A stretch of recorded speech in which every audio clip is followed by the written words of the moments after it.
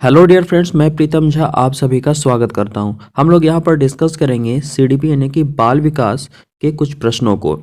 यहां पे जो हमने प्रश्न लिए हैं जेटेट 2012 में 1 to 5 में ऑलरेडी पूछे जा चुके हैं। तो यहाँ पे क्वेश्चन को करने से आपको आइडिया लगेगा कि क्वेश्चंस किस तरह के रहते हैं या किस लेवल के प्रश्न आपको रहेंगे। ठीक है, तो अगर आपने चैनल को सब्सक्राइब नहीं किया है तो सब्सक्राइब करके बेल आइकन जरूर दबा लीजिएगा, क्योंकि जेटेट से रिलेटेड जो भी इंपॉर्टेंट कंटेंट है हम आपको प्रोवाइड कराएंगे। अगर आप हमारे टेलीग्राम चैनल से जुड़ना चाहते हैं तो डिस्क्रिप्शन में इसका लिंक गिवन है, आप जा करके जुड़ जाएं। तो चलिए क्वेश्चन को डिस्कस करते हैं। देखिए क्वेश्चन में क्या कहता है कि एक बच्चे में रचनात्मक यानी कि कंस्ट्रक्टिव विकास प्रारंभ होता है। ठीक है, तो बच्चे में रचनात्मक विकास प्रारंभ किस समय से होता है ये आपको बताना है। वयस्कता के दौरान होगा, किशोरावस्था के दौरान होगा, बाल्यावस्था से, या फिर जन्म से ही हो जाता है। ठीक है, यानी बच्चा किसी भी चीज़ के बारे में किस तरह से इनोवेटिव ढंग से सोचता है, क्रिएटिविटी आता है, ये आपको यहाँ पे आंसर करना है। तो देखिए इसका राइट आंसर हो जाएगा बाल्यावस्था से। ठीक है, ऐसा नहीं कि बच्चा जन्म लिया और वो क्रिएटिविटी करना शुरू कर दिया। ठीक है, किशोरावस्था और वयस्कता के दौरान क्या होता है, वो ज़्यादा मैच्योर हो जाता है। बच्चे में जो रचनात्मक जो गुण आता है वो बाल्यावस्था से ही आ जाता है। आप देखे होंगे कोई बच्चा किसी भी खिलौने को किस तरह से वो कभी तोड़ता है, कभी जोड़ता है, उसके नट को खोलता है ना। इसका मतलब क्या कर रहा है, बच्चा कुछ ना कुछ क्रिएटिव एक्टिविटी वो कर रहा है। तो यहाँ पे राइट आंसर क्या हो जाएगा, सी नंबर। चलिए इस क्वेश्चन में क्या कहता है, यदि एक बच्चा धीमा सीखता है तो अपव्ययी कारक है। ठीक है, कोई बच्चा अगर अच्छे से नहीं सीख पा रहा है, धीमा सीख रहा है, तो इसके पीछे रीज़न क्या है वो आपको यहाँ पे बताना है। ठीक है, शिक्षण विधियाँ, समय और पैसा, पैसे और सामान, समय और ऊर्जा।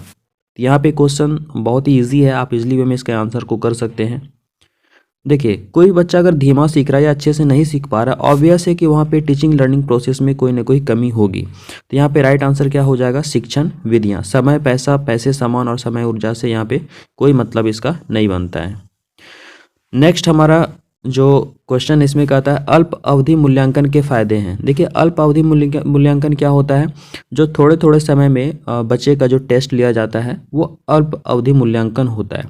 जैसे कि समेटिव असेसमेंट के बारे में आपने ऑलरेडी पढ़ा होगा, और एक पढ़ा होगा फॉर्मेटिव असेसमेंट के बारे में। ठीक है, तो साल के लास्ट में जो एग्जामिनेशन होता है वो समेटिव असेसमेंट होता है, और जो बीच बीच में एग्जाम लिया जाता है वो फॉर्मेटिव असेसमेंट होता है। मान लीजिए कि बच्चे की किताब में 10 चैप्टर है। ठीक है, तो एक एक चैप्टर, जैसे कि मान लीजिए कि 2 चैप्टर का पढ़ाई हुआ, फिर उसका टेस्ट हो गया। ठीक है, फिर 2 चैप्टर का पढ़ाई हुआ, फिर उसका टेस्ट हो गया। तो इस तरह से क्या होगा, बच्चे को पर्टिकुलर टॉपिक पे ज़्यादा फोकस करने का ज़्यादा टाइम मिलेगा। तो यहाँ पे राइट आंसर क्या हो जाएगा, यह अध्ययन के लिए बहुत समय प्रदान करता है, नियमित कार्य करने की आदत डालता है। देखिए किसी बच्चे को किसी चीज़ की हैबिट नहीं बनाना है, हैबिचुअल किसी चीज़ का नहीं बनाना है, इस चीज़ को ध्यान में रखिएगा। तो आदत एक नेगेटिव वर्ड होता है।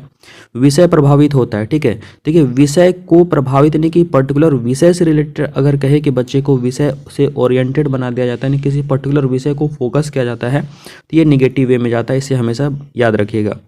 प्रत्येक पढ़ाई को कठिन बनाता है, तो कठिन तो नहीं बनाएगा, है ना। अगर टाइम टाइम पर आप किसी बच्चे का टेस्ट लेंगे तो वो उसके पढ़ाई को और इजी करेगा, है ना, उसे फीडबैक मिलेगा, शिक्षक को भी प्लस बच्चे को भी। तो यहाँ पे ये वाला ऑप्शन भी गलत हो जाता है। तो हमारा राइट आंसर क्या हो जाएगा, तो ए नंबर। चलिए देखिए इस क्वेश्चन में क्या कहता है, यदि एक बच्चा कर्ता क्रिया संबंध में गलती करता है। ठीक है, कर्ता क्रिया ये व्याकरण का टर्म है, आपको पता है, तो एक शिक्षक उसकी मदद कर सकता है। तो बच्चे की मदद शिक्षक किस प्रकार से करेंगे यहाँ पे आपको बताना है। तो देखिए 4 ऑप्शन गिवन है, इसमें से आपको अप्रोप्रिएट जो लगे वो बताना है। पहला कहता है कक्षा में उस बच्चे पर विशेष ध्यान देते हुए उदाहरण देकर समझाना, यानी बच्चे को उदाहरण देकर शिक्षक को भी समझाएंगे। उसे डॉक्टर और सजा देकर, डॉक्टर के पास ले जाकर या सजा देकर, यहाँ पे कोई तो इसका लॉजिक बनता ही नहीं है। उसे 10 बार लिखने को कहकर, देखिए जहाँ पे भी रिपीटिशन की बात होगी, है ना, वहाँ पर आप उस तरह के ऑप्शंस को इग्नोर करेंगे, तो ये हमारा गलत हो जाएगा। व्याकरण के नियमों को फिर से बताकर, देखिए जहाँ पे रूल्स को फोकस किया जाता है उस तरह के ऑप्शंस को भी आप इग्नोर करेंगे, है ना। नियम, कानून या फिर मानक, इस तरह के वर्ड मिले तो उसे देखकर आप इग्नोर करेंगे। तो राइट आंसर क्या बनता है हमारा, तो ए नंबर, यानी कि कक्षा में उस बच्चे पर विशेष ध्यान देते हुए उदाहरण देकर आप बच्चे को क्या करेंगे, समझाएंगे। ठीक है, तो इस तरह से कर्ता क्रिया का जो उसका जो भी रिलेटेड प्रॉब्लम है वो सॉल्व हो जाएगा। चलिए नेक्स्ट क्वेश्चन को देखते हैं। फ्रेंड्स, आगे बढ़ने से पहले आपके लिए एक इम्पॉर्टेंट इन्फॉर्मेशन है। अगर आप झारखंड टेट का नोट्स लेना चाहते हैं 1 to 5 और 6 to 8 के लिए, तो आपको यहाँ पर मिल जाएगा। अगर आप दोनों साथ में लेते हैं तो आपको 700 रुपीज़ पे करने होंगे। अगर आप किसी एक को लेते हैं तो आपको 400 रुपीज़ पेमेंट करना होगा। आपको नीचे दिए गए व्हाट्सअप नंबर पे हमें मैसेज करना है। बाकी के आगे का प्रोसेस आपको व्हाट्सअप पर ही बता दिए जाएंगे। चलिए, इस क्वेश्चन में क्या कहता है, देखिए इस क्वेश्चन में क्या कहता है, प्रेरणा के बाद आना चाहिए। प्रेरणा यानी क्या हो गया, इंग्लिश में इसको कहते हैं मोटिवेशन। तो इसके बाद क्या आना चाहिए सीक्वेंस में, ये आपको पूछा जा रहा है। इनाम आना चाहिए, फटकार, ज्ञान आना चाहिए या फिर प्रोत्साहन आना चाहिए। ऑब्वियस यहाँ चारों ऑप्शन को जब आप ध्यान देंगे तो ये प्रोत्साहन इसका बेस्ट हो जाएगा, क्योंकि मोटिवेट जब कोई बच्चा होगा तो उसके बाद उसे प्रोत्साहन मिलना चाहिए कि हाँ ये कार्य तुम कर रहे हो तो बहुत अच्छा कर रहे हो, ठीक है। तो ये हो जाता है आपका क्या, प्रोत्साहन। चलिए, नेक्स्ट क्वेश्चन हमारा है। फ्रेंड्स, अगर आपने वीडियो को लाइक नहीं किया है तो प्लीज़ वीडियो को लाइक ज़रूर कर दीजिएगा। देखिए इसमें क्या कहता है, नए प्रवर्गों को सीखने का एक कुशल तरीका है। तो नई चीज़ों को सीखने का सबसे कुशल तरीका कौन सा है बताना है। तो रट कर तो पढ़ना, तो ये तो आपको पता है कि इस तरह के ऑप्शंस जहाँ भी मिले, रट कर, याद कर, कंठस्थ कर, वो सब ऑप्शन जो है निगेटिव वे में जाता है, उसे आपको नेगलेक्ट करना है। दूसरा है लिख कर पढ़ना। देखिए पठन, लेखन और वाचन 3 चीज होता है, तो किसी एक चीज को फोकस करना यहाँ पर गलत हो जाएगा। सी में कहता है मशीन के द्वारा पढ़ाई करना। देखिए यहाँ पे मशीन के द्वारा किसी पर्टिकुलर चीज को आप फोकस कर रहे हैं, किसी टेक्निक को आप फोकस कर रहे हैं, तो कहीं भी तकनीक या टेक्निक या मशीन के द्वारा इस तरह के ऑप्शंस मिले तो इसे आपको नेगलेक्ट करना चाहिए, ठीक है। उसके बाद है उदाहरणात्मक तुलना। तो ये हमारा बेस्ट ऑप्शन होता है। तो उदाहरणात्मक तुलना, आपको लग रहा हो कि तुलना एक नेगेटिव वर्ड है, तो यहाँ पे देखिए किस चीज़ का तुलना दिया हुआ है, उदाहरणात्मक तुलना। जैसे किसी बच्चे को अगर आप काउंटिंग सिखाते हैं तो आप बता रहे हैं 2 + 2 = 4 होता है। अगर आप ये बच्चा नहीं सीख पा रहा है तो इसे आप दूसरे तरीके से सिखा सकते हैं। बच्चे को आप 2 पेन दे देंगे, ठीक है। आप फिर आप मान लीजिए कि 2 पेंसिल दे देंगे, तो टोटल पूछेगा कि कितना ऑब्जेक्ट हुआ, तो ये गिन के बता देगा 1 2 3 और 4, ठीक है। तो इस तरह से क्या हो गया, 4 हो गया। तो इस तरह से यहाँ पे आप काउंटिंग करके 2 + 2 के कॉन्सेप्ट को उदाहरण दे करके समझा सकते हैं, ठीक है। तो यहाँ पे हमारा राइट आंसर क्या हो गया, डी नंबर। नेक्स्ट क्वेश्चन है स्मरण के अंतर्गत होता है। तो स्मरण, जो बच्चा किसी चीज़ को स्मरण शक्ति जो उसमें डेवलप होता है तो उसमें क्या चीज़ होगा, वर्ताव होगा, पठन लेखन होगा, प्रभावी शिक्षण होगा या फिर धारण एवं अनुस्मरण होगा। तो पर्टिकुलरली स्मरण जो वर्ड है, इस चीज़ को अगर आप डिफाइन करेंगे तो यहाँ पे एक ही चीज़ अप्रोप्रिएट हो रहा है हमारा, क्या, धारण और अनुस्मरण करना, ठीक है। चलिए नेक्स्ट क्वेश्चन हमारा है।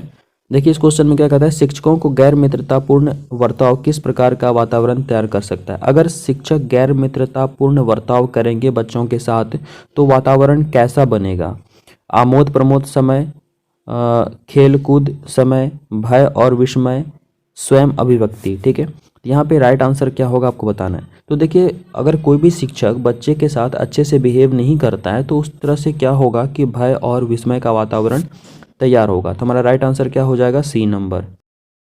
देखिए इस क्वेश्चन में क्या कहता है, शिक्षा एक पुनर्गठित और पुनर्निर्मित अनुभव है जो होता है। तो यहाँ पे शिक्षा के बारे में पूछा जा रहा है, ठीक है। तो यह जो अनुभव है यह किस तरह से होता है, औपचारिक, अंतराल या फिर अनौपचारिक या निरंतर। तो यहाँ पे देखिए शिक्षा की अगर हम बात करें तो यह औपचारिक अनौपचारिक दोनों होता है, ये तो कॉमन चीज़ें हैं, ठीक है। लेकिन सबसे मोस्ट इंपॉर्टेंट यहाँ पे क्या है, शिक्षा जो है वो निरंतर होता है। हमारा राइट आंसर क्या हो गया, डी नंबर। आप किसी न किसी तरीके से किसी लाइफ टाइम आप सीखते ही रहते हैं, ठीक है। चलिए नेक्स्ट क्वेश्चन हमारा और ये लास्ट क्वेश्चन रहेगा। सेशन कैसा लगा आप लोग जरूर कमेंट करके बताइएगा, और वीडियो अच्छा लगे तो लाइक जरूर कीजिएगा और अपने ग्रुप में शेयर कीजिएगा। देखिए यहाँ पे क्या कहता है क्वेश्चन, स्कूली बच्चों के लिए पोशाक किस लिए आवश्यक होता है। स्कूली बच्चों के लिए पोशाक किस लिए आवश्यक होगा ये बताना है, क्योंकि देखिए एक डिफरेंट कल्चर से बच्चे स्कूल में आते हैं तो सभी का पहनावा ओढ़ावा क्या होगा, बिल्कुल अलग अलग होगा। अगर कोई गरीब बच्चा है तो वो उतना अच्छा कपड़ा नहीं पहन पाएगा, जो रिच फैमिली से है वो हो सकता है कि बहुत ही अच्छा कपड़ा पहने। तो यहाँ पे क्या होगा, असमानता होगा। तो उसी चीज़ को हटाने के लिए स्कूली बच्चों के लिए जो पोशाक होता है वो कॉमन होता है सभी के लिए। तो यहाँ पे स्तर का अंतर, फैशन विवरण, समानता या फिर अधिमान, ठीक है। तो यहाँ पे किस लिए आवश्यक होगा स्कूली बच्चों के लिए पोशाक, तो समानता के लिए। यहाँ पे क्या होगा, बच्चों में जब सभी बच्चे एक ही तरह के कपड़े पहनेंगे तो उन्हें समानता का एहसास होगा, ठीक है। फ्रेंड्स अगर सेशन अच्छा लगा तो लाइक ज़रूर कीजिएगा और शेयर जरूर कीजिएगा, ठीक है। अगर आपको नोट्स चाहिए तो नीचे दिए गए व्हाट्सअप नंबर पे आप हमें मैसेज कर सकते हैं। 1 to 5 और 6 to 8 दोनों के नोट्स साथ में लेने पर 700 रुपीज़ आपको पड़ेगा, और केवल कोई एक नोट्स लेते हैं तो आपको 400 रुपीज़ कॉस्ट पड़ेगा, ठीक है। तो चलिए मिलते हैं नेक्स्ट सेशन में। Thank you.